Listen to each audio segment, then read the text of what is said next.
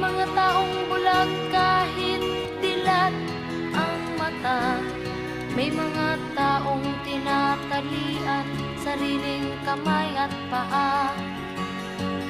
Problema'y tinatalikdan, salamin sa mata'y hindi makita.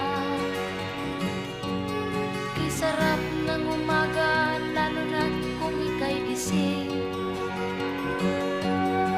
Tanghali maligaya kung ika'y may makakain.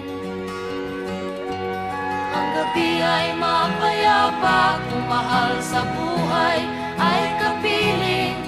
Kay sarap